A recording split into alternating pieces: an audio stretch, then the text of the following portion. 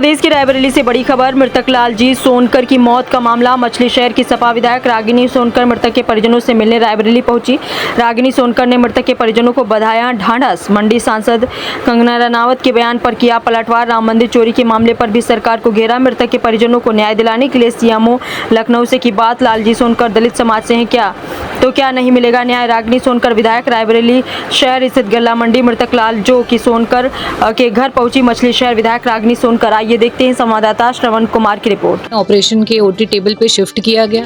परिवार के लोगों को उसके बारे में कोई संज्ञान नहीं था, ना किसी तरीके का प्रॉपर कंसेंट लिया गया। और मरीज़ जब बाहर निकला है तो मरीज़ को परिवार ने आईसीयू के टेबल पे पाया है और मरीज़ को डॉक्टर और उनका स्टाफ सीपीआर दे रहा था। कुछ देर बाद जब बात हुई तो परिवार वाले ऐसा भी कह रहे हैं कि जो डॉक्टर्स थे वो उन्होंने शराब पी रखी थी और शायद इसी वजह से इस तरीके की घटना हुई है और वो जांच का विषय है। अभी मेरी सीएमओ से भी बात हुई है क्योंकि पोस्टमार्टम रिपोर्ट में ये पाया गया है कि हाथ की हड्डी टूटी थी। उस ऑपरेशन के साथ साथ पैर का भी एक जो बोन है उसको काटा गया है। तो इस तरीके की कोई भी प्रक्रिया, क्योंकि मैं भी डॉक्टर हूँ पेशे से, और इस तरीके की कोई भी प्रक्रिया जिसमें आप कुछ अलग तरीके के सर्जिकल प्रोसीजर्स अगर पेशेंट के साथ करते हैं या फिर कोई दवाई से रिलेटेड कोई एक नई कोई दवाई अगर मरीज़ को शुरू करना चाहते हैं तो उसमें मरीज़ के परिवार का कंसेंट बहुत ही ज़रूरी है। उनकी सहमति से ही आप आगे बढ़ सकते हैं।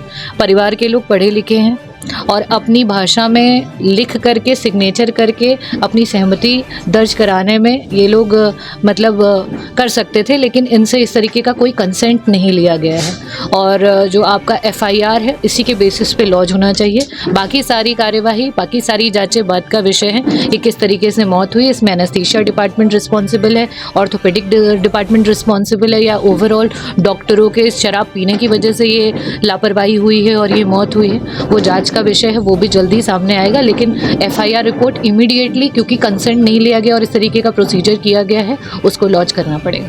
परिजनों का आरोप है कि जो ऑपरेशन कहीं और का होना था, लेकिन कट के निशान पैरों में भी पाए गए हैं, कई और जगह पाए। क्या लग रहा हॉस्पिटल में कुछ और भी?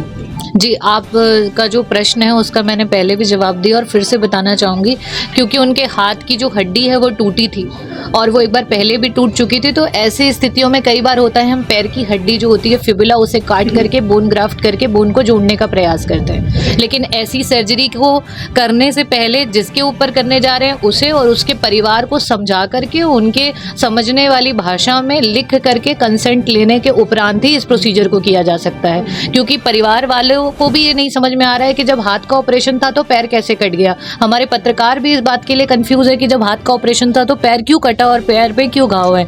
तो ये सारी चीज़ों के लिए ही एफआईआर पहले ही दृष्टिकोण से पहले ही एफआईआर दर्ज कर देना चाहिए, क्योंकि उन्होंने बिना कंसेंट के सर्जरी प्लान की और बाकी सर्जरी के दौरान क्या हुआ उस पर जांच करके उस पर भी